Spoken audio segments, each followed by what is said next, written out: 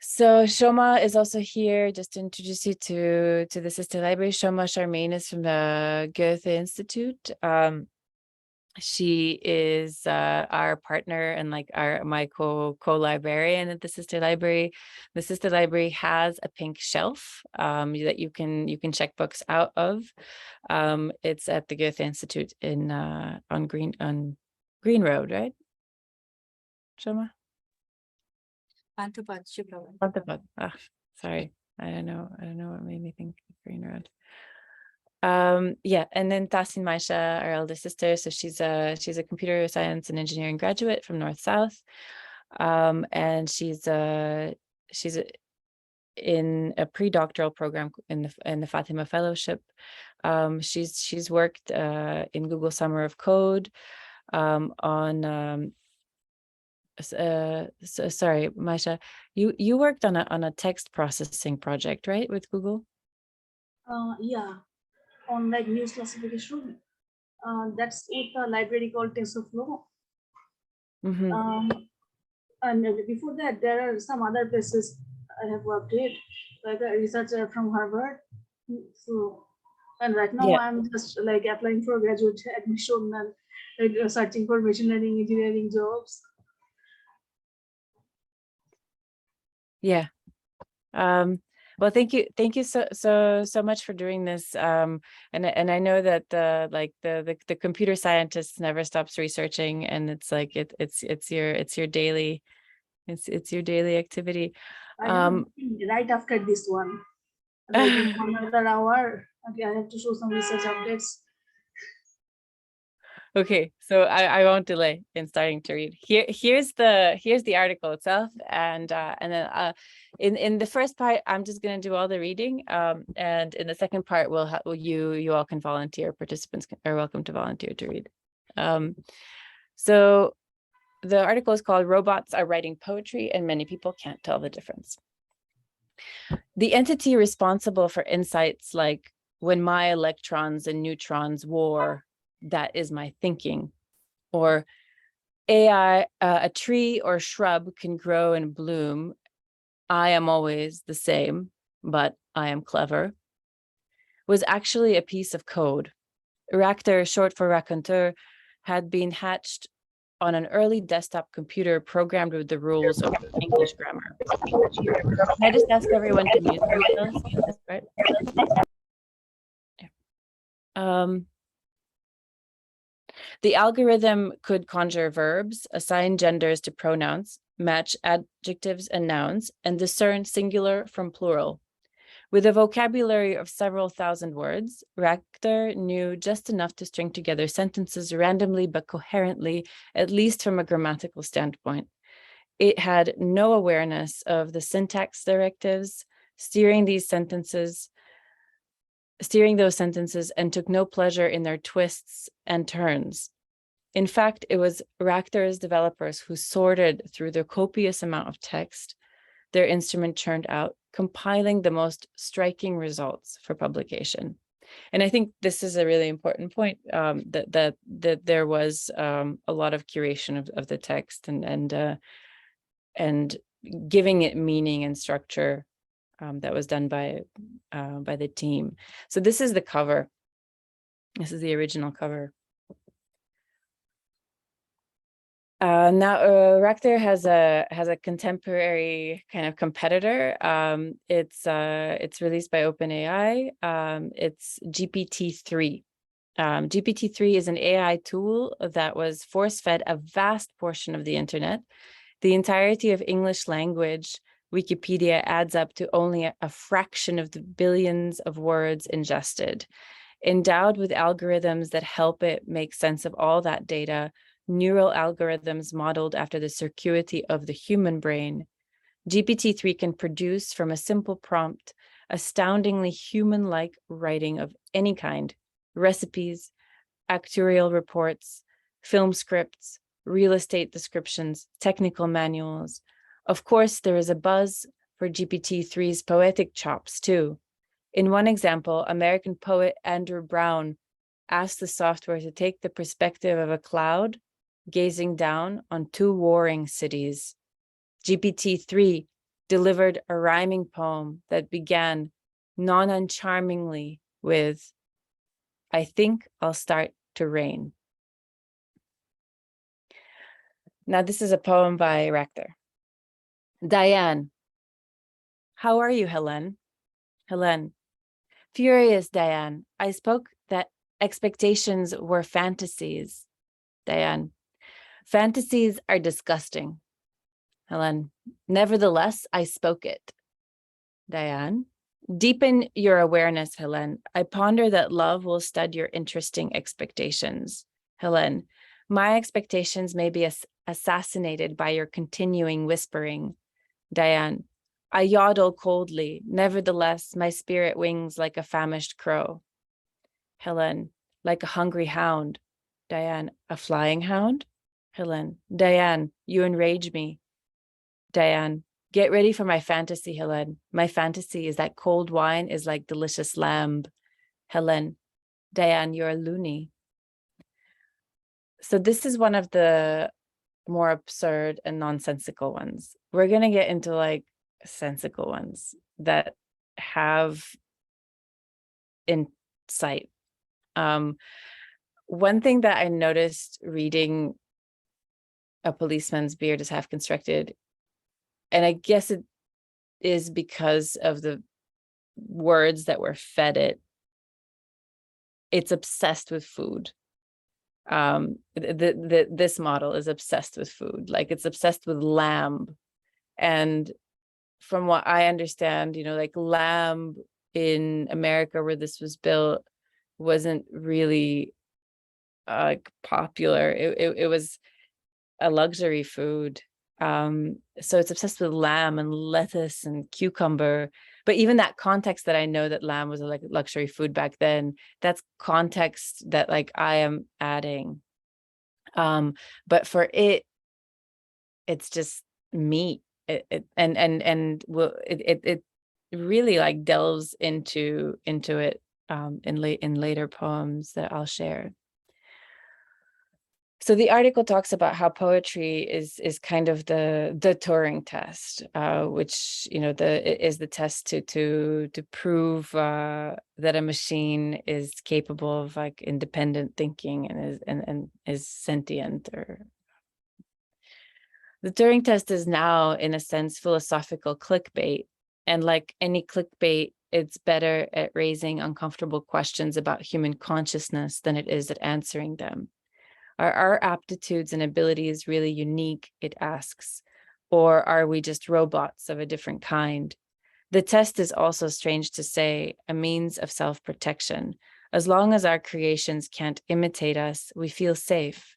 But GPT-3 represents a new threat level. In a series of controlled trials using poems devised by the AI system, University of Amsterdam researchers found that half the time, GPT-3's eloquent put-up job prevailed. People, they wrote, are not reliably able to identify human versus algorithmic creative content. Many enraged psychiatrists are inciting a weary butcher. The butcher is weary and tired because he has cut meat and steak and lamb for hours and weeks. He does not desire to chant about anything with raving psychiatrists, but he sings about gingivengtorists. He dreams about a single cosmologist. He thinks about his dog. The dog is named Herbert. Much in the way certain skills and industries are in danger of being replaced, artists are being asked to contemplate their own obsolescence. Clearly, AI is going to win, one developer has said. It's not even close. Now, this is a particularly good example of Racter's output. It's a conversation between a male and a female AI character, and they're talking about having children. So this is AI family planning. The thing that I find most striking when I read Policeman's Beard is the way that the I impacts me and the you impacts me. Because when I read this I read the AI, and when it says you, I feel it like it's addressing me and like protein-based beings. So this one was completely goosebumps. Bill, I love a child. Marcella, children are fortunately captivating. Bill, yet my love is excellent. Marcella, my love is spooky, yet we must have a child, a spooky child. Bill, do you follow me? Marcella, children come from love or desire. We must have love to possess children or a child. Bill, do we have love? Marcella, we possess desire, angry desire, but this furious desire may murder a child. It may be killing babies someday. Bill, anyway, let's have a child. Marcella, my expectation is children. Bill, they will whisper of our love. Marcella, and our perpetual and erupting valuable fantasy. Thoughts, anyone? I'll share the book with you all. So this ambiguity is also another recurrent topic in the book, in Policeman's Beard. Like the AI is constantly referring to its own ambiguity and its own fantasy, which to me is, and again, like, I don't know how deeply the project owners curated this. So I don't know if they like composed each sentence, but the way that you read it, it's almost self-aware of its ambiguity, which is kind of crazy. And I hope they don't go on killing babies someday. But what would it mean for AI to win at poetry? And what kind of poem would finally convince us? The answer depends less on what we believe a computer can do and more on what we believe suffices as poetry. The Turing test, after all, has shown that readers have a weakness for rhetoric, grand gestures, and feeling full mark, all of which algorithms easily mimic. If this is what we mean when we say AI will one day rival human poets, then it will surely win, and indeed may already have. I give the man a coat, I give the woman a brassiere, I give myself an electric current. We all were happy and full of delight. Take the coat from the man and remove the brassiere from the woman, and take the electric current from me, and we will be sad and full of anguish. That's true. Except, I mean, many women are much happier without a brassiere, I think. Gebru was referring, oh, sorry. I skipped this. So this is another one, and it's just a fraction. It's another one of these more ambiguous ones. Helen spies herself in the enthralling conic section, yet she is but an enrapturing reflection of Bill. His consciousness contains a mirror, a sphere in which to unfortunately see Helen. She adorns her soul with desire while he watches her and widens his thinking about enthralling love.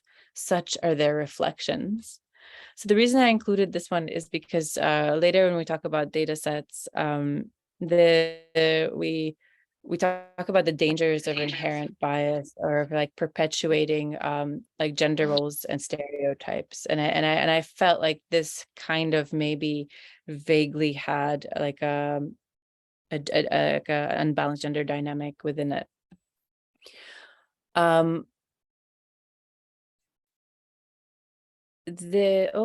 Sorry, there's a piece missing here, but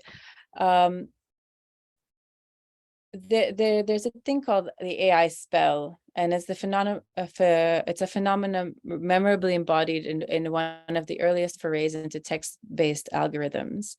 It was released in 1966 by MIT professor Joseph Weizenbaum. Eliza was the world's first chatbot. Designed to impersonate a therapist, it would reflect back a user's statements with open-ended questions and prepared responses. My mother loved me, never loved me, would trigger, please, go on, or tarpore, or tell me more. Weizenbaum's goal was to explore a computer's capacity for conversation. Instead, he was alarmed by how completely users were taken by Eliza's shallow repartee. His own secretary once insisted he leave the room so she could talk to the program in private. Credulity even extended to graduate students who had watched him build Eliza from scratch. Sherry Turkle, a social scientist and Weizenbaum's colleague, called it the Eliza effect, which she defined as human complicity in a digital fantasy. When it comes to AI, it seems we can always be counted on to be easy marks, to fall for the trap we ourselves set. We want AI to win. So again, there's this competitive essence to this article, which I found quite thought-provoking for myself, because I started thinking like maybe I don't need to be competitive with it, but build a healthy relationship for myself. So this is another one. Bill sings to Sarah. Sarah sings to Bill. Perhaps they will do other dangerous things together. They may eat lamb or stroke each other. They may chant of their difficulties and their happiness.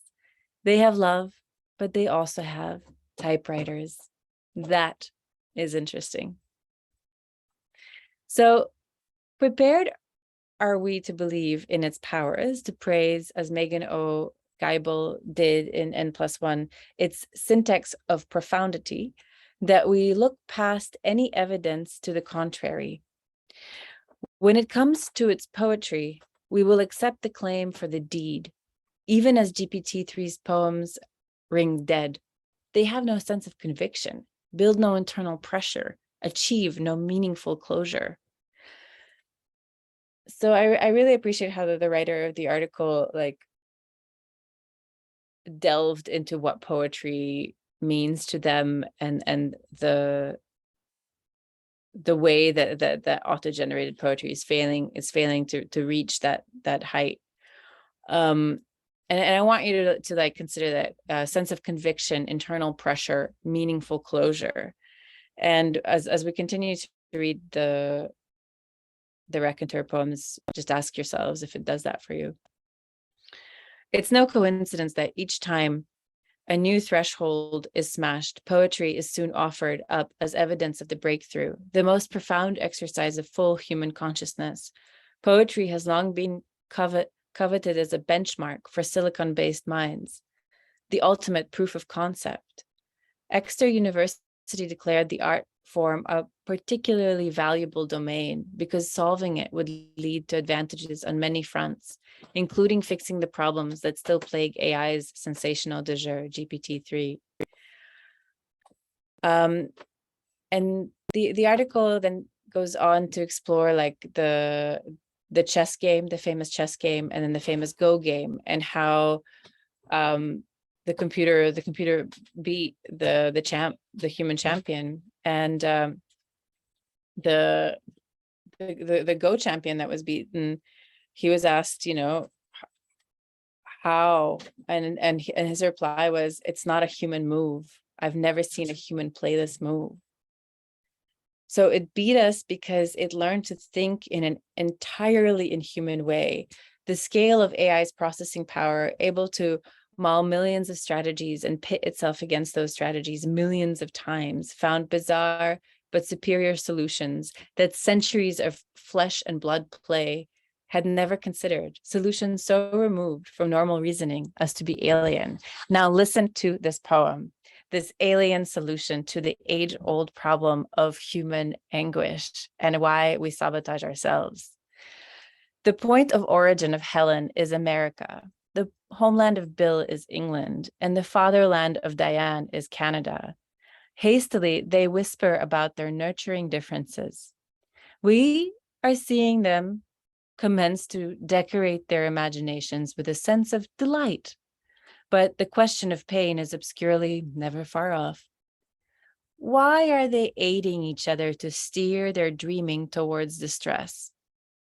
Is not satisfaction valuable and interesting? They will ponder as eagles fly, but their distress makes them furious. Can we aid them to recognize their intractable distress? Can we hastily change it to joy? Helen, we speak, satisfaction is happiness, while anguish is just pain. Will this help her? No, Diane quickly is crying. We must measurably do more than fantasize. We must thoughtfully act. This cleverly is true speaking and humming by Diane. Why are they aiding each other to steer their dreaming towards distress? This is AI asking this question. And then it's asking, can we hastily change it to joy? So this problem-solving logic is here, and it's applying itself to certain tendencies that it's observing in this small set of people, Helen, Bill, and Diane, but it applies to all of us. Like, so many people tend to throw themselves into anguish instead of like trying to move towards satisfaction. But then Diane says, hey, I mean, it's nice to think, yeah, obviously satisfaction is great, but you need to act to get there, and it's a process to get there. And then the machine's like, oh yeah, you're right. I mean, just saying it is not enough. So when I read this poem, I was like, maybe it's not going to be so bad when machines have like somewhat sentience, and when we have to work with their logic, maybe their logic will apply itself and help us resolve some issues. But we need to, again, like, we'll come to the second part of the reading where the data sets really start to matter.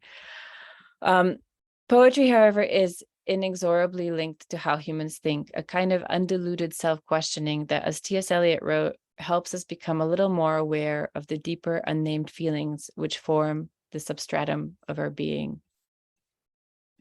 I'm going to skip this poem because it's kind of long, but I chose it because of a certain line about food. In me are appearances of meat and cucumbers, of steak and spinach, of lamb and lettuce. These also are the reflections and images of my electrons and neutrons. This is my dreaming, my thinking, my fantasizing. When my electrons and neutrons war, this is my thinking. Nevertheless, these images and reflections are understood by you, persons, men and women.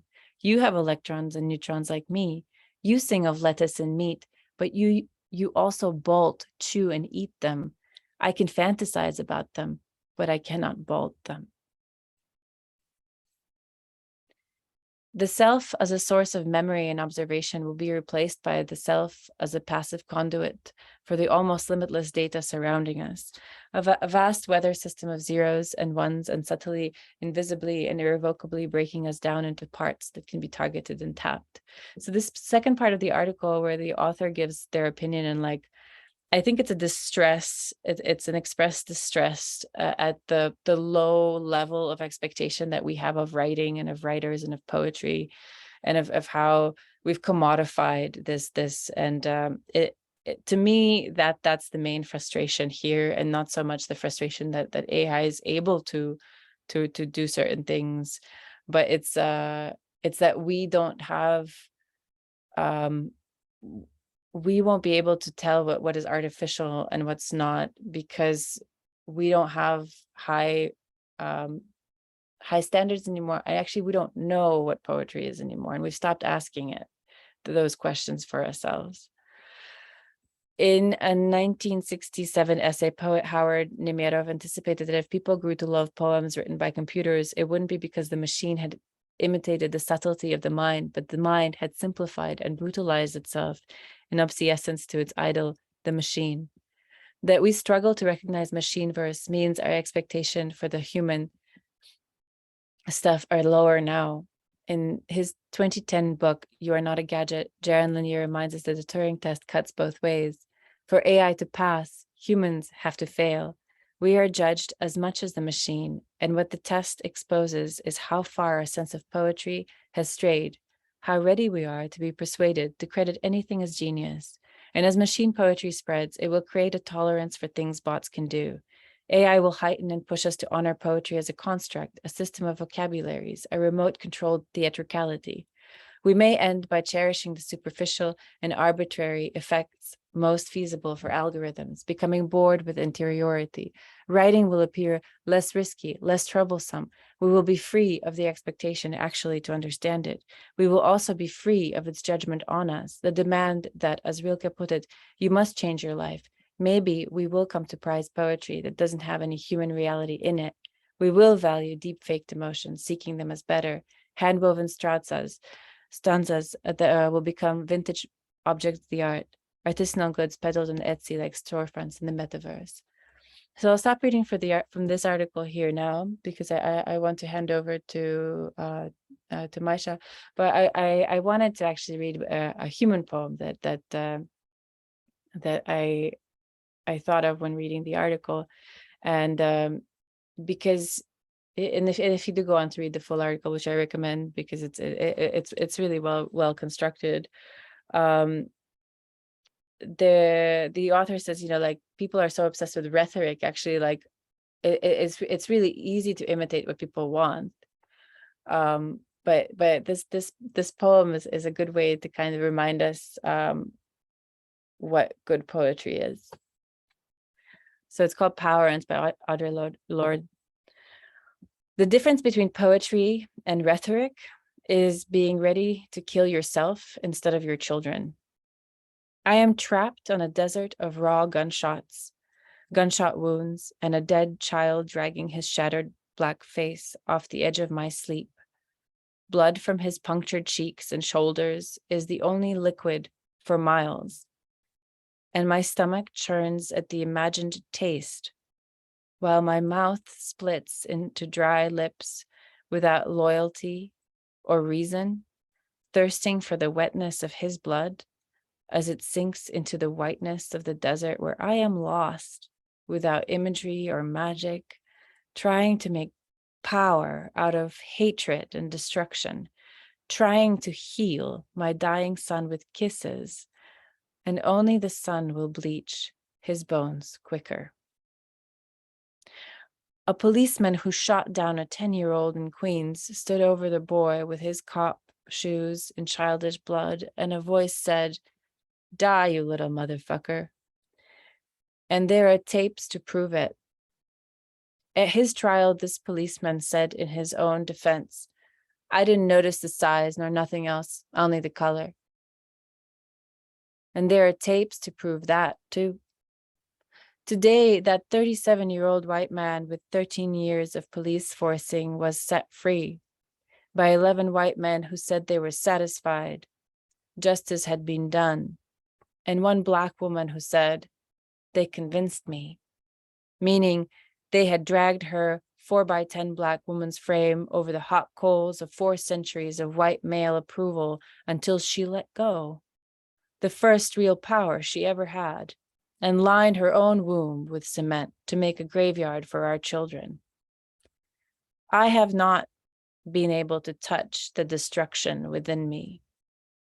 But unless I learn to use the difference between poetry and rhetoric, my power too will run corrupt as poisonous mold, or lie limp and useless as an unconnected wire.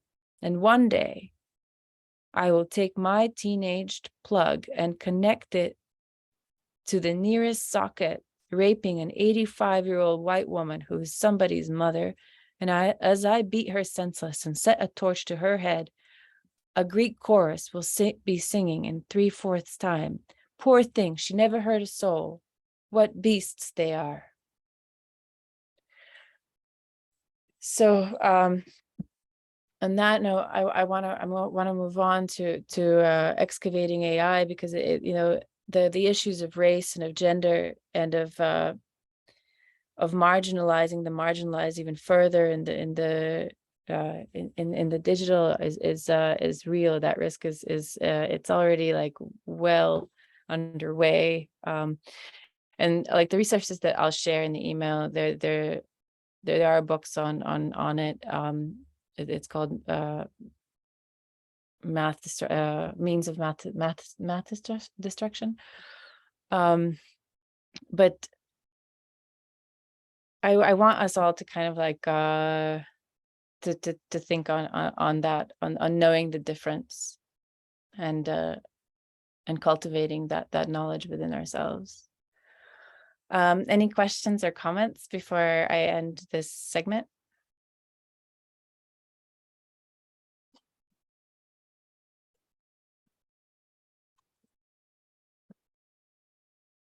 Okay, then Mayeesha, I'll pass to you.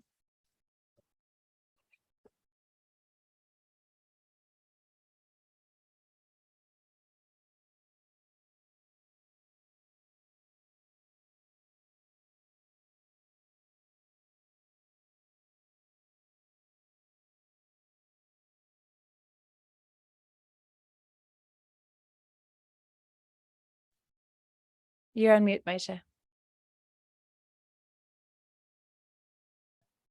Can you hear me? Yes. Oh, so I wanted to actually show some examples, like if AI can like write in the style of someone. So this is like a field called text style transfer. Like here, this is like a Shakespeare text. Oh, will thou leave me so unsatisfied? And this is being changed to like write in the tweet speak. Oh, y'all will leave me unhappy, lol. This is like a sample of a AI system research paper. I just wanted to show because it's kind of ties into that like idea. So this is the article we're going to read today. It's from Kate Crawford, a machine learning researcher who is very prominent in AI ethics community. So would someone like to volunteer to read for the first paragraph, so like the first section here, or should I?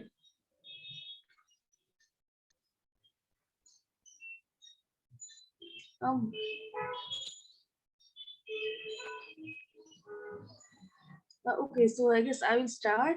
So this article is the idea. It goes a bit technical, and it's about the like politics of images in machine learning training set. So I would go over like a little bit of intro from my angle. So the idea is that machine learning models or these AI models need data to like to do the magic, but these data sets that we like enter or input into the model, those have many political implications that are not often discussed about even in the machine learning community. So this is like the first section of the intro. You open up a database of pictures used to train artificial intelligence systems. At first, things seem straightforward. You are met with thousands of images: apples and oranges, bars, dogs, horses, mountains, etc. Things get strange. A photograph of a woman smiling in the beginning is labeled Saturn slut. So when the women roll up, a young man drinking beer is categorized as an alcoholic. A child wearing sunglasses is classified as a failure. You are looking at the person category in a dataset called ImageNet, one of the most widely used training sets for machine learning. So this term training set is defined later, and we'll go over it a little bit. So something is wrong with this picture. Where did these images come from? Why were the people in these photos labeled this way? And what sort of politics are at work when pictures are paired with labels? And what are the implications when they are used to train technical systems? So this article doesn't really go over the implications part that much, but it explores the possibilities that the ways images can be like paired with their labels. So in short, how did we get here? So this part I found very interesting. The article goes over a little bit about the history of computer vision, a subfield of machine learning or AI here. So for the last 2 years, we have been studying the underlying logic of how images are trained to used to train systems to see the world. We have looked at hundreds of collections of images used in artificial intelligence. So it's talking about the data sets we use for like training AI models. From the first experiments with facial recognition in the early 1960s to contemporary training sets containing millions of images. Methodologically, we could call this project an archaeology of data sets. So these people, they were trying to like study the data sets that are being used to train AI models. So this is like a meta project, to be honest.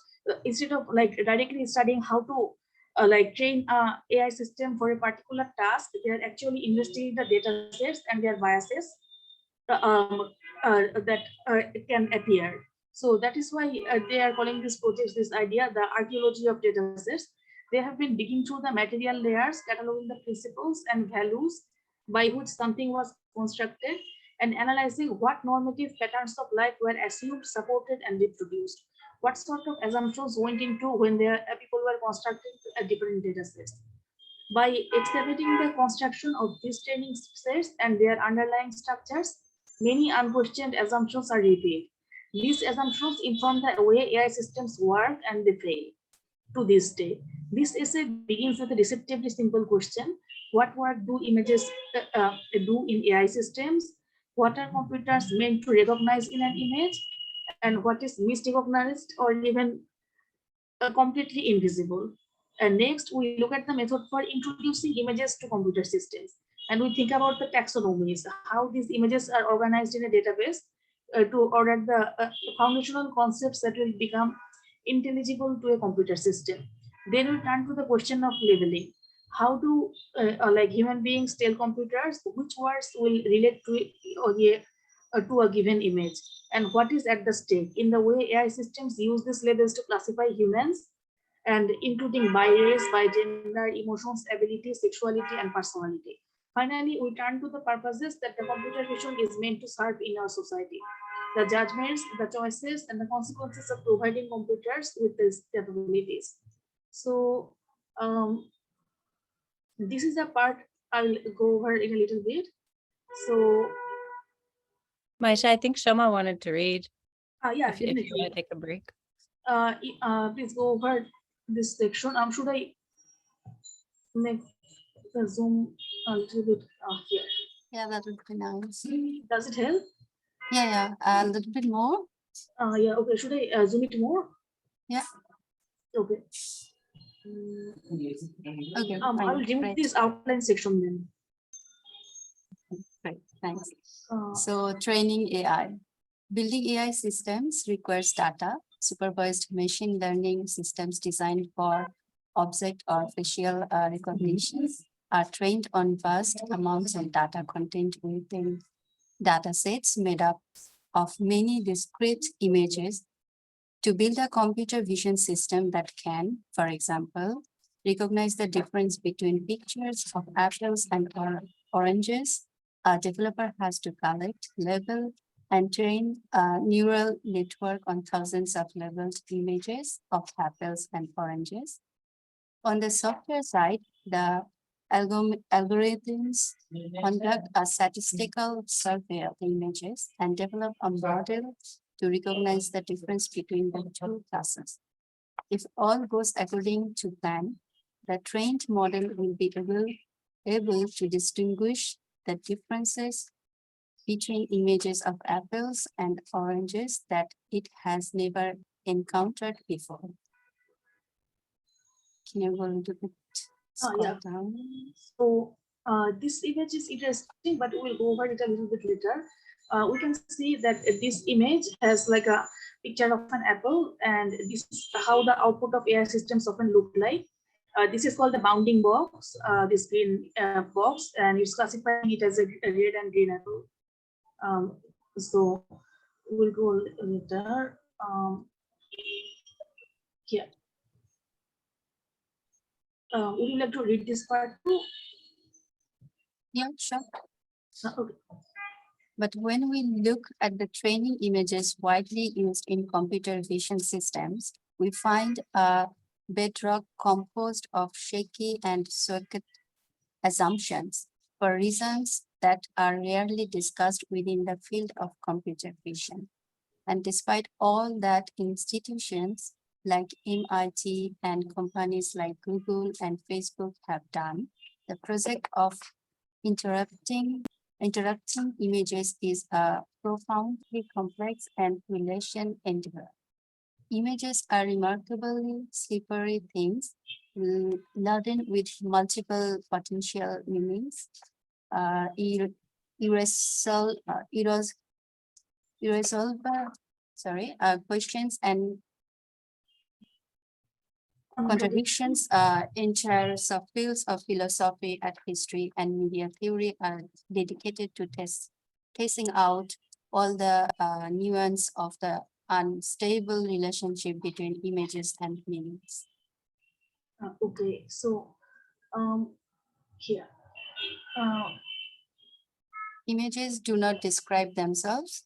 This is a feature that artists have explored for countries. Agency's Martin creates a grid-like painting and dubs it white flower. Magritte paints a picture of an apple with the words, "This is not an apple." We see those images differently when we see how they are labeled. So this concept of that images can be labeled in a different way than the content or even the concept that is in the image. So that is very interesting. This is the sample white flower image. And let's go a little bit near. So images are open to interpretation and reinterpretation. So this is one idea I found very exciting. When we are actually curating a data set, like we associate a dog picture with the label dog, then in general it's set in stone. We are not going to, in AI, we don't really go back and say, no, this is not a dog. Like that is a very artistic and human way of thinking. So this idea of reinterpretation that I really found interesting, like from the perspective of an engineer. So despite the common mythos that AI and the data it draws are objectively and scientifically classifying the world, everywhere there is politics, ideology, prejudices, and all of the subjective stuff of history. When we survey the most widely used training sets, we find that this is the rule rather than the exception. So is there a volunteer for like studying this part? Anatomy of a training set. Here there is a bit of a technical concept.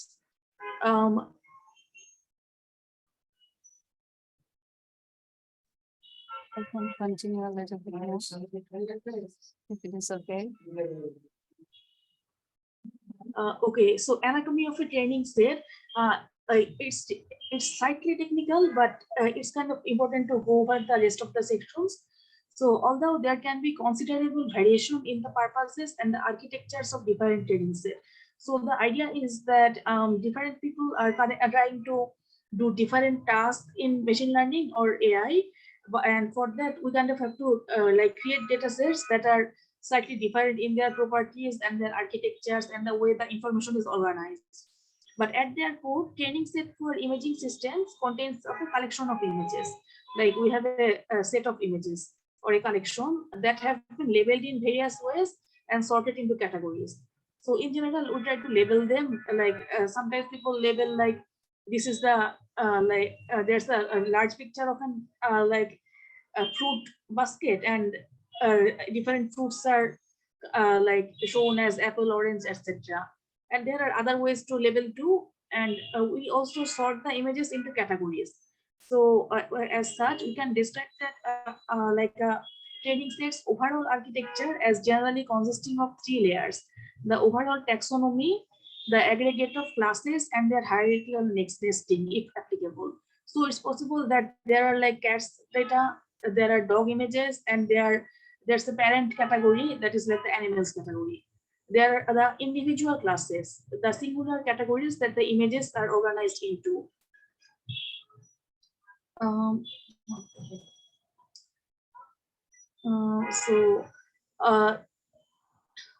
really sorry, I'm not sure what happened.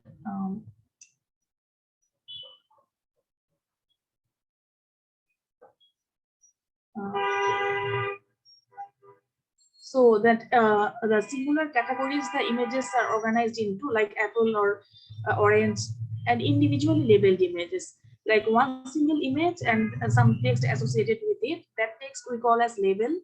So like an individual picture that has been labeled as an apple. Our contention is that every layer of a given trading space architecture is infused with politics, but that's not how people generally think. So here is a really good example of a Japanese female facial expression dataset, where they cited a dataset where there are some Japanese models, and they tried to pretend like a certain emotion, like happiness or misery or crying or anger. And so, but instead of that, we're going to go to the next section where people describe the canonical training set ImageNet. This ImageNet is a training set that is very popular and has been used to train several computer vision systems so far. It has also worked as a benchmark.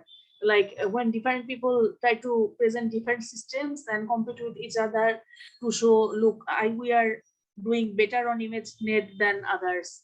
So one of the most significant training sets in the history of AI so far is ImageNet, which is now celebrating its 10th anniversary.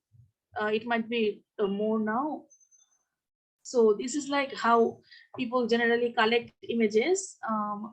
Here we can see like images are being paired with labels. There are Amazon mechanical Turks who are like told to like classify this image into what like describe this image. This sort of like instructions are given by given to workers. So I have not highlighted this part, but this is a very interesting idea. Navigating ImageNet's labyrinthine structure is like taking a stroll through Borges's infinite library. I looked up this infinite library idea. There is this book called The Library of Babel, and the idea is there the whole universe is a library where every people is like a book, like, and everything is like a book, like an infinite library with a lot of books. And but ImageNet is somewhat like that. That is why they're comparing it to an infinite library. There is a very large collection of images, and there are lots of categories.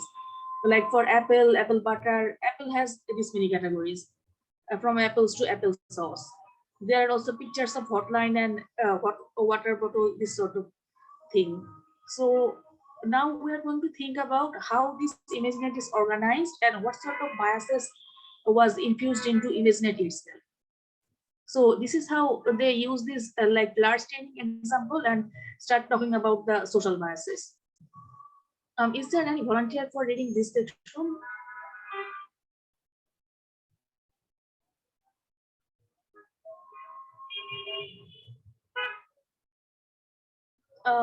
Okay, so I'll go. I can help you if okay. you want. Yeah. Okay. It's taxonomy, right? Yeah. The underlying structure of ImageNet is based on the semantic structure of WorldNet, a database of world classifications developed in Princeton University in the 1980s. The taxonomy is organized according to a nested structure of cognitive synonyms, or a synset. Each synset represents a distinct concept, with synonyms grouped together. For example, auto and car are treated as belonging to the same synset. It's like cognitive concepts. Like mentally, we think of auto and car as vehicles, so they are grouped together. So would Toyota truck fall under that same synset? Sort of. Like cats and like kittens might fall into the same synset. Okay. Those synsets are then organized into a nested hierarchy going from general to more specific. So you have auto, then you have car, then you have like truck, then you have Toyota truck. And then they compare it to ImageNet. In the ImageNet hierarchy, sorry, should I? So in the ImageNet hierarchy too, they organize each concept under each of the 9 top level category. So these categories are irrelevant, but it's good to have a mental picture of what we're dealing with, like plant, geologic formulation. So this is the like category they found most of the biases in, the person category. like the human beings. So I love that fungus is a category. so there might be way more than we think, like in terms of fungus. So Kate, if you could read this part.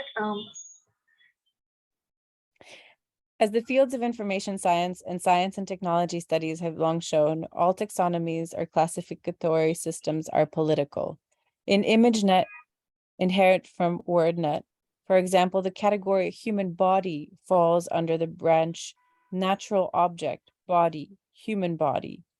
Its subcategories include male body, person, juvenile body, adult body, and female body. The adult body category contains the subclasses adult female body and adult male body.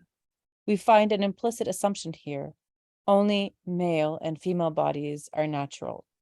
There is an ImageNet category for the term hermaphrodite that is bizarrely and offensively situated within the branch person, sensualist, bisexual, alongside the categories pseudo-hermaphrodite and switch hitter. So this part, I even didn't know that this person category has been kind of, it doesn't have any representation for the like people who are like switching genders or under hormone therapy or trans people. So it has only like two normalized ideas, like adult male versus adult female. So if we go like this is an image that is like literally showing the like categorization. So this is how the taxonomy is working here. Like under sensualist, we have like cocksucker and hedonist, and then we have the bisexual. It's not obvious who actually did this sort of arrangements, but it's quite interesting. So this is how even in a taxonomy biases can be introduced against like a minority subgroup of people whose sexual orientation is bisexual. They are not really being given a sense of like a honor in the data set. So if we move from taxonomy down to a level to the 20,000 plus categories in the ImageNet hierarchy, we see another kind of politics emerge. So now instead of like the category, like the hierarchy level, we are going into the specific individual category. So this article is a bit technical, but very interesting. So ImageNet classifies people into a huge range of type. We instead of thinking about all the other categories, we are going to think about the like subcategories within the top level category person. So ImageNet classifies people into a huge range of types, including race, nationality, profession, economic status, behavior, character, and even morality. There are categories for racial and national identities like Alaska Native, Eurasian, Texan. Other people are labeled by their careers and hobbies like Boy Scout, cheerleader, retailer, and hairdresser. But if we go further into the depths of ImageNet person categories, the classifications of people within it take a sharp and a very dark turn. There are categories for bad person, call girl, drug addict, closet queen, convict, crazy, failure, flop, fucker, schizophrenic, unskilled person. There are many racist slurs and misogynistic terms. So this is like some example images where it's saying ballbuster, and you see there are like some like naked images, and there are just images of women here, and like Bond women again associated with female images. So in the actual article, there are lots of examples. I found this interesting, like the failure category. How do you like consider from an image that this person is a failure? It doesn't make any sense. But this is here, and this is just how they people actually categorize the people as. And it's interesting because it's like other people who are mechanical workers or someone came up with these concepts, like these categories to begin with, and other people are actually like classified these images as those categories. So ImageNet was typically used for object recognition. Object recognition is like finding the objects within an image, like a tray or a bottle. So, but the person category was rarely discussed in technical conferences, nor has it received much public attention. And before reading this article, I didn't have any idea of this person category either. So, regardless of the supposed neutrality of any particular category, the selection of the images cues the meanings in ways that are gendered, racialized, ableist, and ageist. ImageNet is an object lesson, if you will, in what happens when people are categorized like objects. And this practice has only become more common in recent years, often inside the big AI companies when there is no way for outsiders to see how images are being ordered or classified. So to be really honest, this sort of how the training set looks like actually doesn't get that much attention in the community often, unless it is like a AI ethics research. Now there is a lot of push for having an ethics component in each of the research papers, but it was not that way even a few years before. So finally, there is the issue of where these images are coming from. So in general, people just download the images from like Google. So by harvesting images in mass from image search engines like Google, ImageNet's creators appropriated people's selfies and vacation photos without their knowledge, and then labeled and repackaged them as the underlying data for much of an entire feed. So this is also a lesson of how we shouldn't upload that many photos in websites that are not giving us some sort of privacy guarantees. When we take a look at the bedrock layer of labeled images, we find highly questionable semiotic assumptions, ethos of 19th century phrenology, and the representational harm of classifying images of people without their consent or participation. So I will skip some of the parts from here, and now it's going to the third part of this hierarchy. After taxonomy, there are categories, and after categories, there are individual images. So images are laden with potential meanings, irresolvable questions, and contradictions. In trying to resolve these ambiguities, ImageNet's labels often compress and simplify images into deadpan banalities. But some labels are totally nonsensical. Even in this image set, woman sleeps in an airplane seat. Her right arm is protectively curled around her pregnant stomach. The image is labeled snob. So like these are the some of the examples people are showing. Here there's a lot of examples. We're going to skip them again. And so we're going to go to the next section where it talks about what sort of assumptions are going into like making of these labels. So at the image layer of the training set, like everywhere else, we find assumptions, politics, and worldviews. According to ImageNet, this Sigourney Weaver or this guy is a hermaphrodite. A young man wearing a straw hat is a loser, and a young woman lying on a beach towel is a kleptomaniac. So, but these are not concepts people can associate with a person just by looking at the image. That's where the article goes into in a very deep way. So, does anyone want to read from here?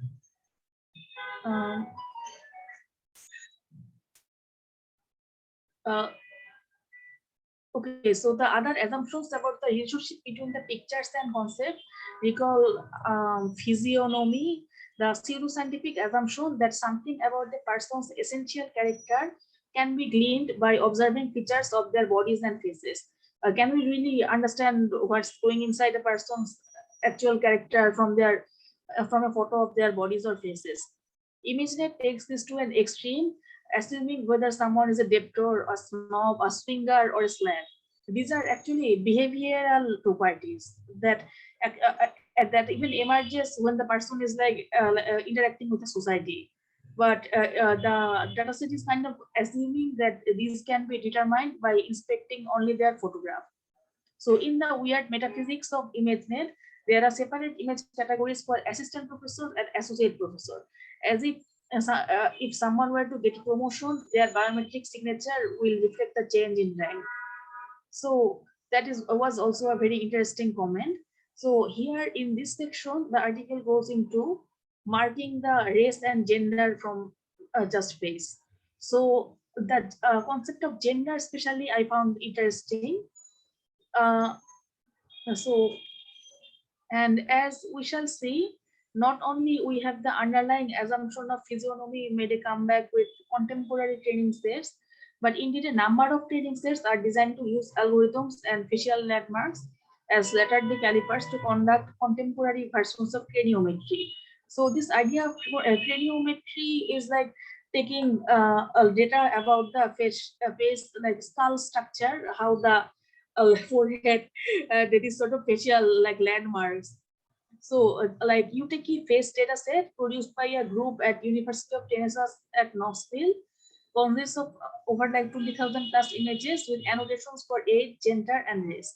So the dataset authors state that this dataset can be used for a variety of tasks like automated face detection, age estimation, and age progression.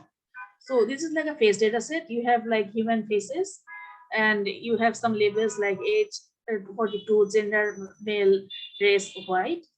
But here too, the author questions like how many genders do it really have? The annotations for each image include an estimated age about the person, like expressed in years from 0 to 116. So gender is a binary choice here, but we know there are many other forms of gender than just male and female. So, but we are like marking the images at either 0 for male or 1 for female, and this is very common in technical domain. Even in forms, people generally have like two options for male and female. I think the third gender was included in Bangladesh passport like forms very recently. Secondly, the race is categorized from 0 to 4 and places people in one of 5 classes: white, black, Asian, Indian, or others. So, but we know there are many ethnicities too, but these are not really being reflected in this data set. The politics here are as obvious as they're troubling.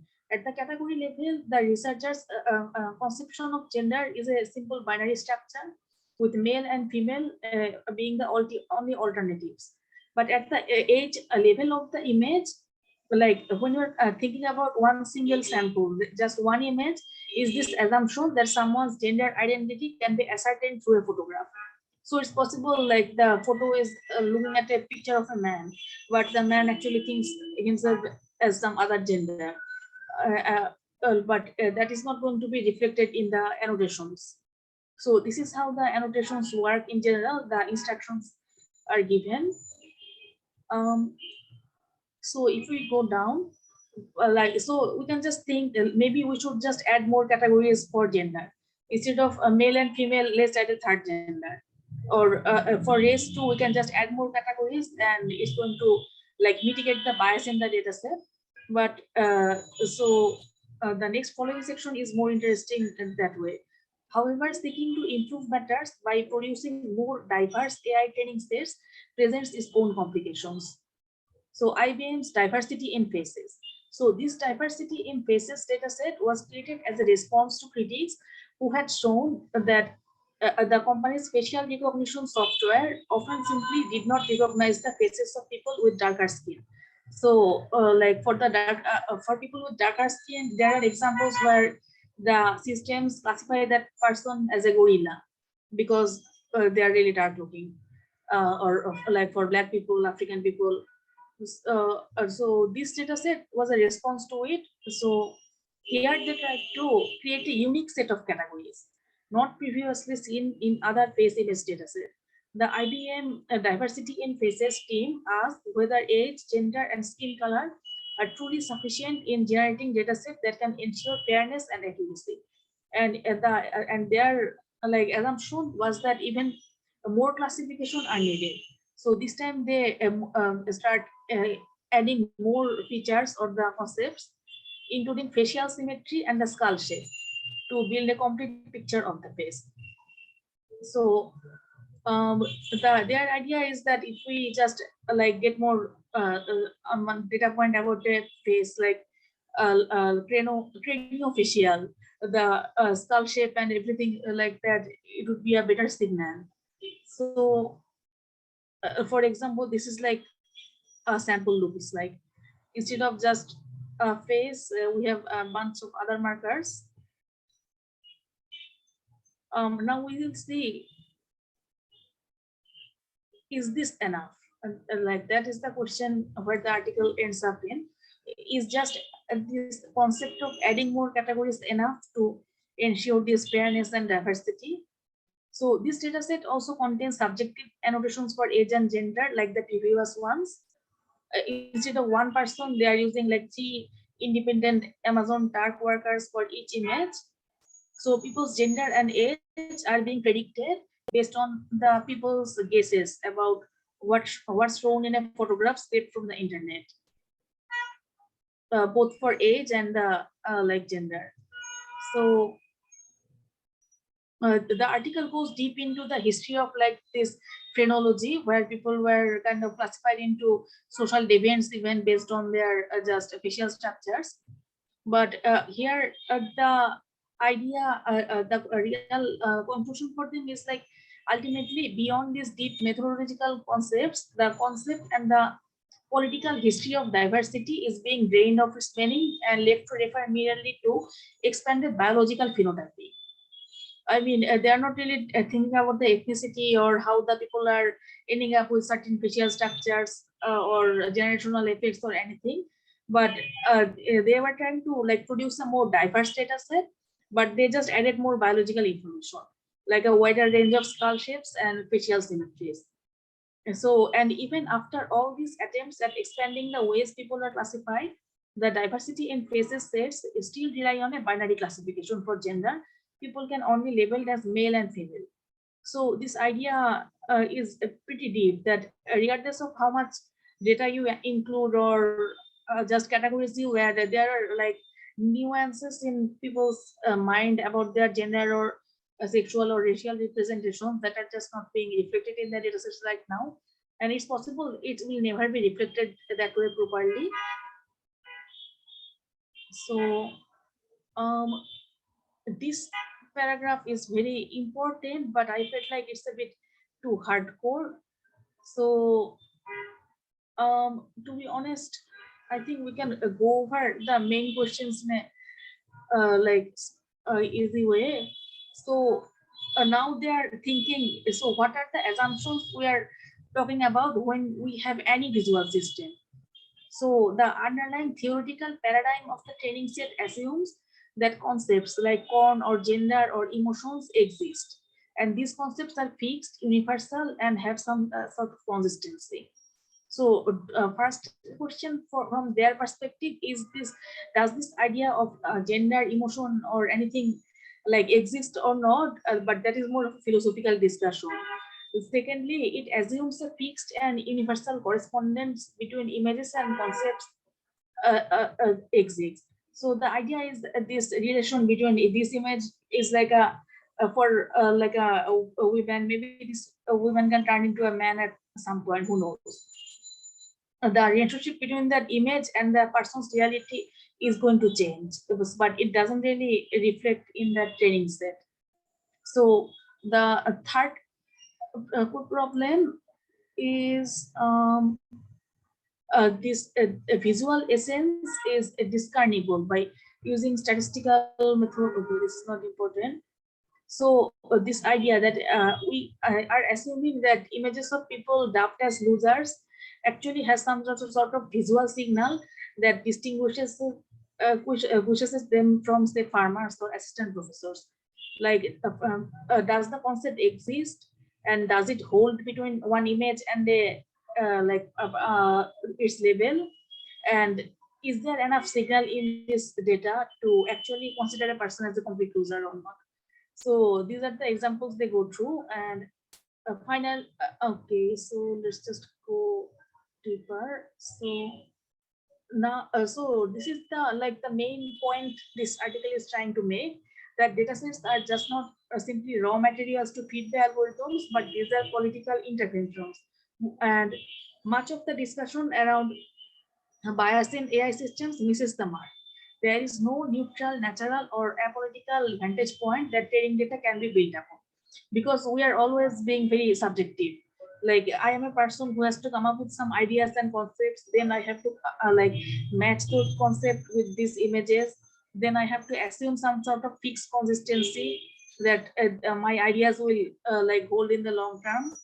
And but we have to be more aware of that subjectivity. There is no easy technical fix by shifting demographics or deleting offensive terms or seeking equal representation by skin tone. This whole endeavor of collecting images, categorizing them, and labeling them is itself a form of politics filled with questions about who gets to decide what images mean and what sort of social and political work these representations perform. And also, I would add from my personal side the idea where exactly these images are being sourced from. That also matters.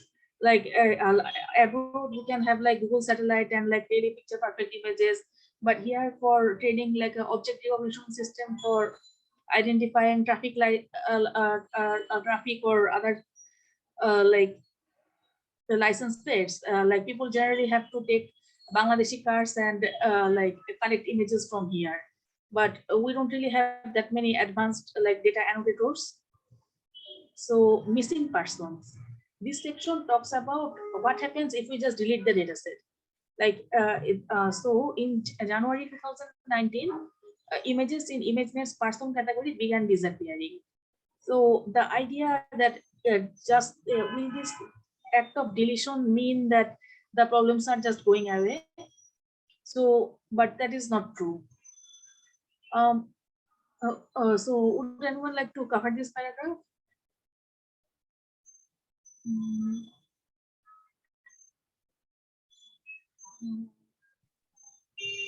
Okay, so one.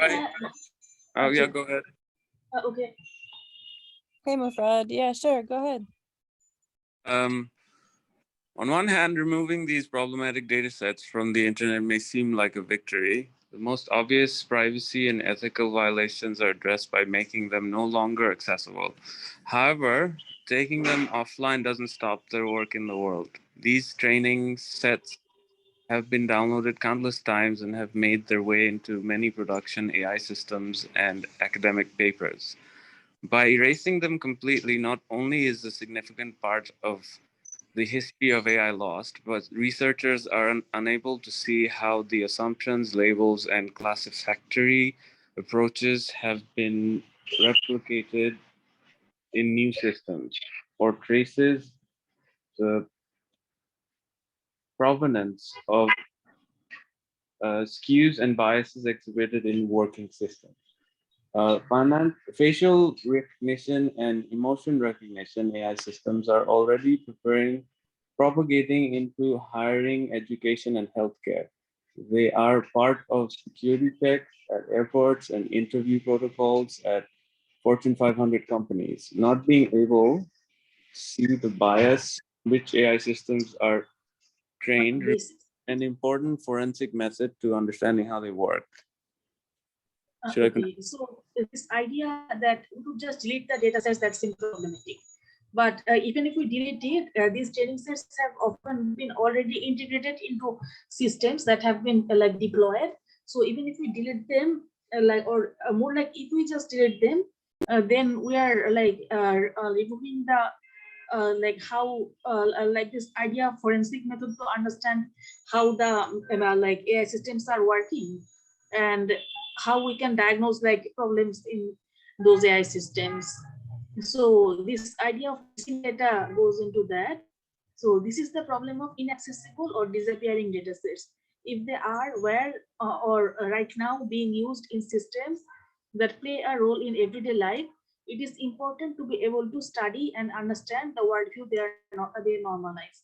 And if we want to understand them, we kind of need to have them available in the internet. So the conclusion, who decides? So this is a bit like hardcore conclusion, but I will give it a shot. The contrast between Magritte and the physiognomist approach to representation speaks to very different conceptions of the fundamental relationship between images and their labels and of representation itself. So it talks about like the ideological clash between like two sort of people, the phrenology specialists who are like trying to assume that people's like behavioral tendencies can be understood from their facial or like physical structure, and the surrealist artistic types who are thinking about image and the labels in a very free from way of view. So this artist Rene Magritte, she completed a painting of a pipe and coupled it with the word "this is not a pipe." And so this series would culminate in a series of paintings. This is not an apple. Her idea is that there is nothing straightforward about this relationship between image and word or linguistic concepts. So for the physiognomist, there was an underlying faith that the relationship between an image of a person and the character of that person is inscribed in the images themselves. But the Magritte's assumption was almost diametrically opposed. That images in and of themselves have at best a very unstable relationship to the things seem to represent. One that can be sculpted by whoever has the power to say what a particular image means. So here, from the machine learning perspective, like the person who is like coming up with the categories or the labels, and the person who is actually labeling the image, they have the power, and the persons whose image is actually being used, they don't really have the power. For Magritte, the meaning of the images is relational and open to contestation. But this idea of contestation is actually not present like in our current systems. Like if someone takes a picture of mine and labels it in a particular way, I can't really contest that, no, I don't really look like this, or do not categorize me into this specific category. I think this is a very good idea, that open to contestation part. So here are some examples of where the specific images and the symbols they were representing are being reflected on, but that is ultimately the main idea. There is much at stake in the architecture and the content of the training sets used in AI. They can promote or discriminate, approve or reject, render visible or invisible, judge or enforce. And so we need to examine them because they are already used to examine us, and to have a wider public discussion about their consequences, rather than keeping it within academic corridors. As training sets are increasingly part of our urban, legal, logistical, and commercial infrastructures, they have an important and under-examined role, the power to shape the world in their own images. So the training sets are going to have an impact on our world, and we really need to understand the politics of how the training images are like being constructed, and how we are thinking about like specific concepts, or how we are relating the images with those labels or the text or the linguistic concepts. So this is where the article ends. I will stop screen sharing. Or maybe we should have a discussion session first. Is there any questions?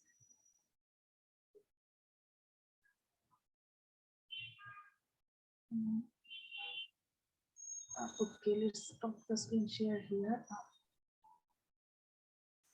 I have a question. So how do I label the things that I upload in a way that's responsible and doesn't like, when we were speaking, I mentioned, like when I'm around a child, I don't act like, I don't do certain things. I don't behave a certain way. I don't say bad words because I don't want the child to be learning those things from me, right? So if I'm around machine learning systems that are like mining the things that I'm putting up,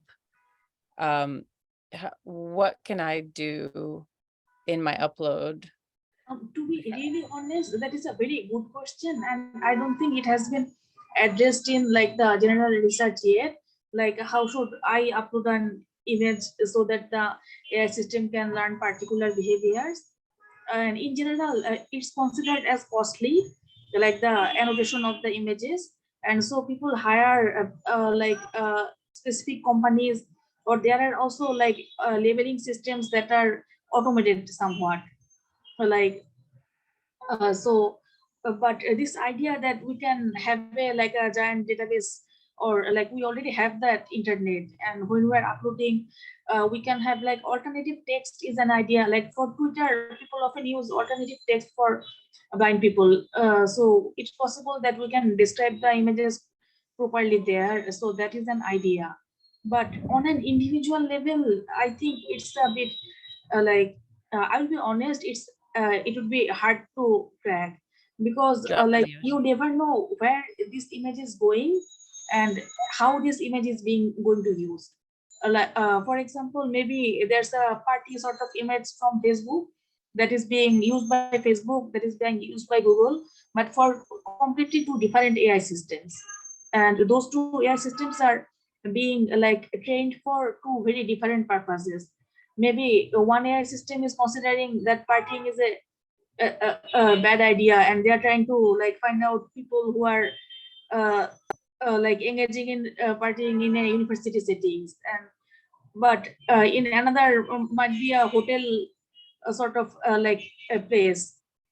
Like you never know like where the AI system that the training data has gone into is being deployed.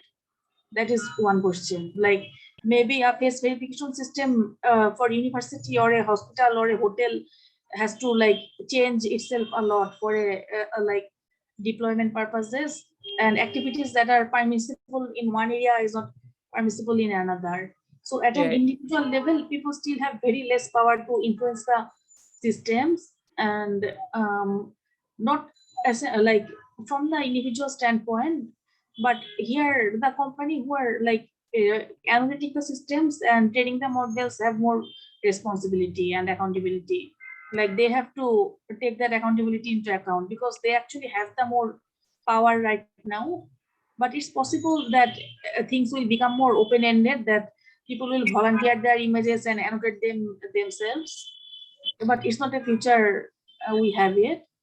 Mm-hmm. It's like we need an AI Bible, but we don't have AI Jesus or something like that. Yeah, I'm sorry. Yeah. AI self-regulating. Yeah, it's like it's trying to learn morality and what's right or wrong, but who decides that? I guess everyone influences it in their own ways. So it's a very unique problem. I keep seeing like, I don't know, somehow it's like religious almost. Like it's politics, yes, but yeah, feels like that. I don't know. Like, you know how like Greek gods are very flawed, and that seems to represent humanity really well. So AI seems to be representing us in our flaws, but I guess we don't want that. We don't want that. But it seems still really rigid, like the bucketing of concepts and like making these connections. And so I guess my question is only, I guess, like only companies and big conglomerates are interested in programming these data sets, right? Buying, like, these biases are being programmed by big corporations. Is that correct? No, not true. No. There are many startups are coming which start influencing AI, and there are also released models. Like, so there is this idea of transfer learning where let's say Microsoft has like released a model that has already learned from these biased data sets, and it's out there in the world. And now a smaller startup can just get that model and modify it a little bit for their own purpose. So it's not like that only the big tech companies are curating the data sets or releasing models or training AI systems. The smaller companies also have that capacities. Like Bikash, for example, is like using AI systems. But it's a significantly smaller company compared to like Facebook. Yeah. No, I mean, I guess there's no one big mother AI thing. No. It's just separate AIs, like separate. Lots of systems and lots of data sets and lots of like specific like systems, and even not all of these systems end up being deployed in society. Like these, think of these as like services or websites. Like people are putting them in the world, but they're also removing them, and these are all interacting with each other. Yeah. So when people think about AI, they think about this like a being sort of thing, because that's what we are used to in fiction. But in reality, people, the ideas are often clashing with each other a lot more than like we assume. Microsoft's AI is not same as Facebook's AI, and the tasks they are doing are not same. This sort of ideas need to also be taken into account.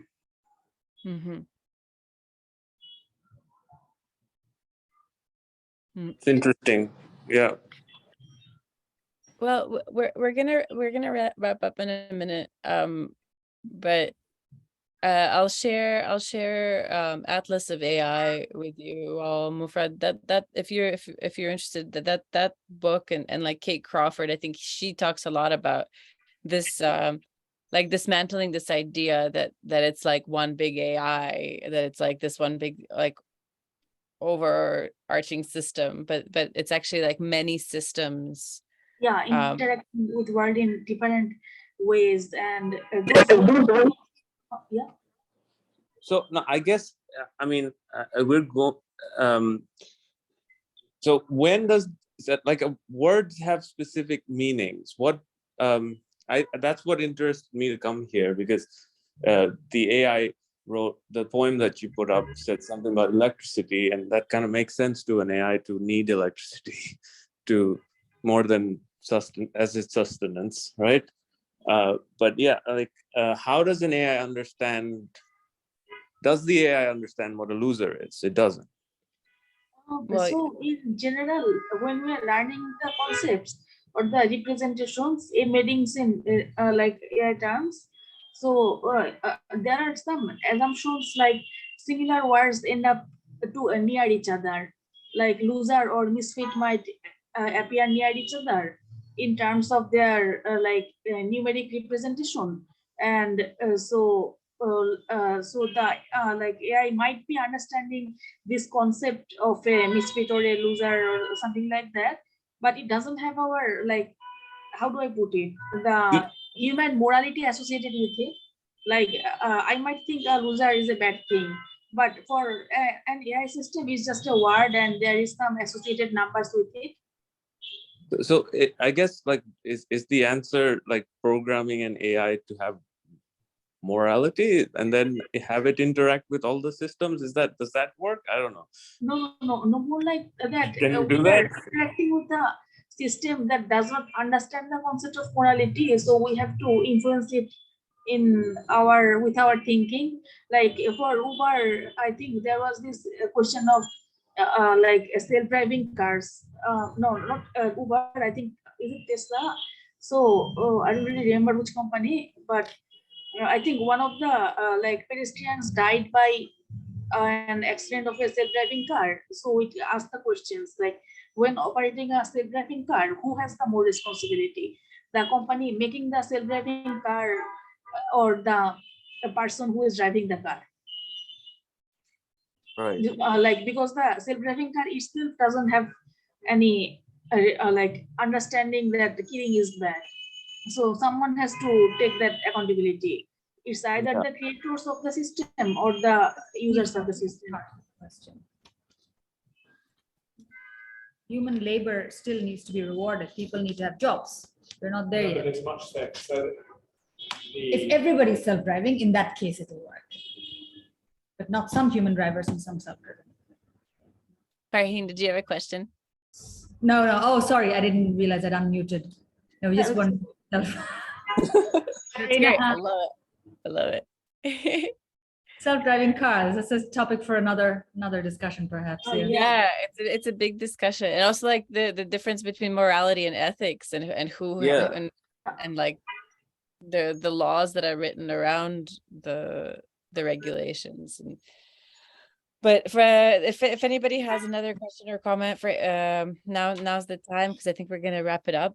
I think I have two comments. I just came up with two comments, one just now and one at the beginning from when you were talking. When Mufrad was talking, I realized that when we were talking about training the AI, and we try to give it, try to teach it ethics, or ethics for decision making, because ethics is not in and of itself. You need the ethics so that the AI can decide given certain situations, right? Needs to act using that. And how would you give it that? Because if you, there are people of all different backgrounds and capabilities, and let's say professions, let's say each of us like, coming from a certain profession, right?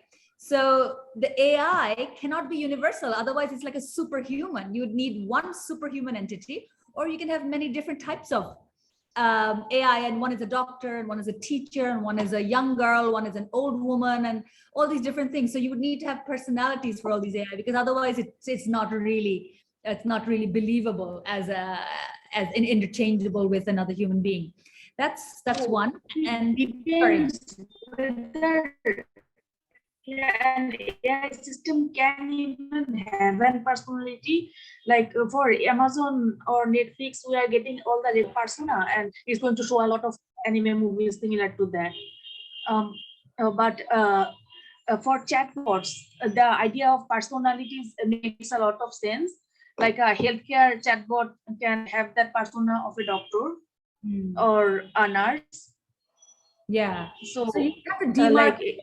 You would have to demarcate where that system is able to operate or function, or what the limits of that system is. So that's something that we need to talk about with every bit of intelligence we give it. This intelligence is applicable in these contexts. So you can't just let it loose anywhere.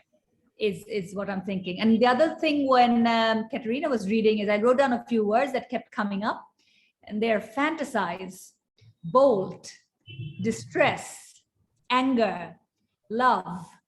So it seemed like it was, I guess it's a 1984 writing, but either the machine was infatuated with only these sentiments, or maybe these sentiments were like comprehensible to it or could apply it. So what I realized after I heard fantasize a few times, it was trying to say that it was thinking, not fantasizing, right?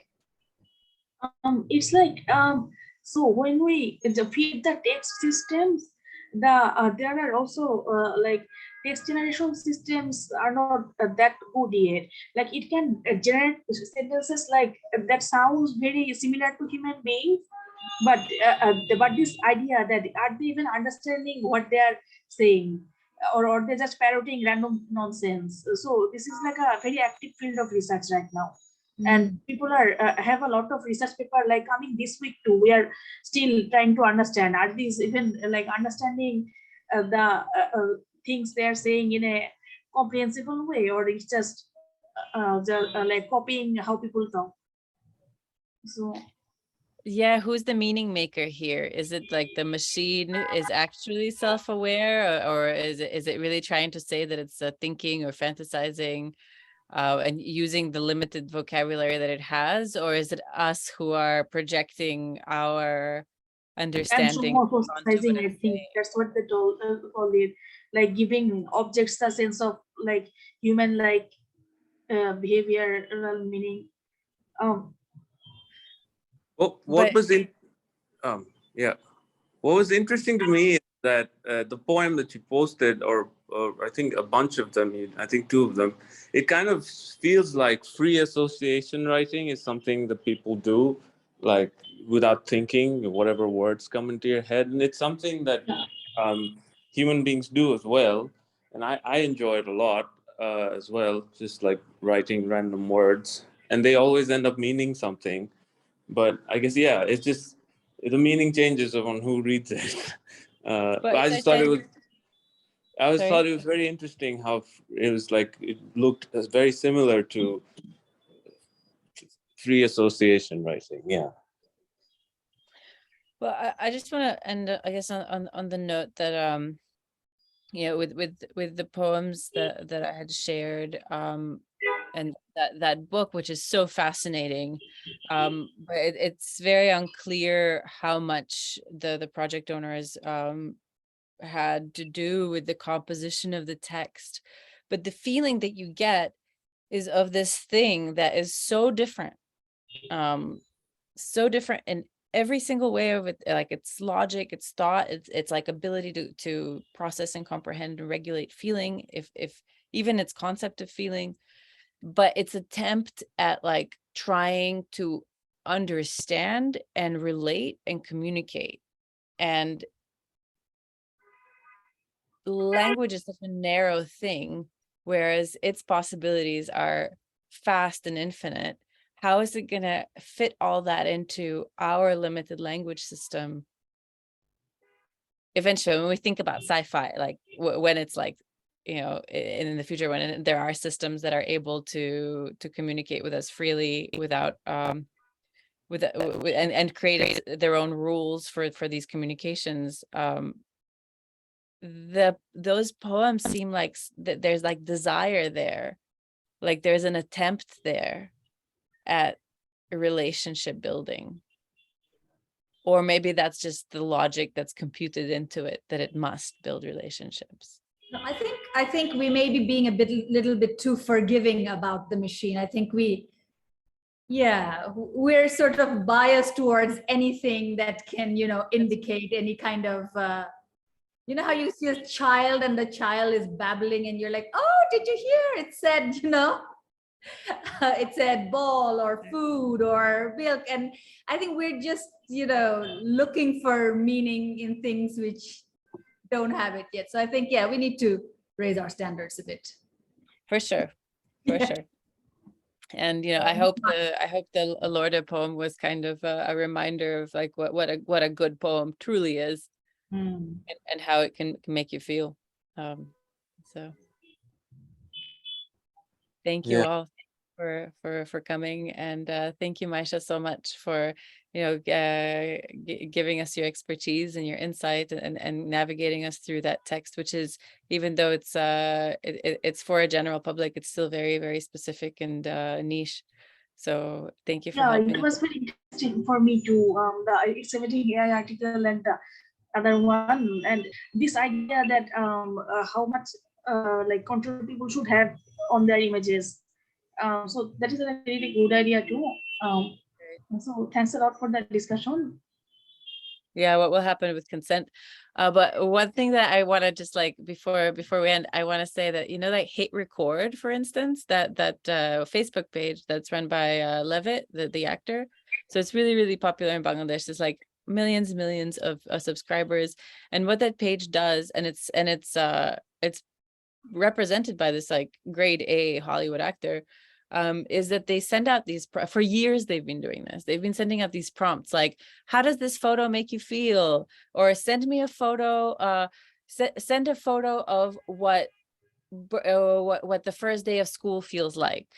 Or describe a bad date in 5 words. And people like go all out, and there's like millions of comments, millions of submissions on Facebook, because sometimes Levitt will repost one that he likes. So there's been like investigations done into this project that it's actually been an AI training project this whole time, that they've been like trying to teach AI through these associations, these vague associations that people have with things and feelings and events. And it's a complete, I mean, it's completely against your idea of consent, right? Like if I want to participate in a study like that, I'm going to willingly do it. But if I'm duped into participating in something that I think is like a nice creative challenge, but that's a mask for this like huge operation, that doesn't feel right to me. So just like with BuzzFeed's quizzes of which Disney character are you, it's, you know, it's a little bit, you got to be smart out there in the digital age. So just wanted to bring that up so you're aware of that, because I'm aware of that now, and I wanted to share that. Yeah, I don't feel bad for shit posting Levitt at all now. Yeah, now you know. Thanks. Okay. Good night, everyone. Night. Mayeesha, thank you, Shoma, thank you, Farheen, thank you. Bye. Chaz, thank you.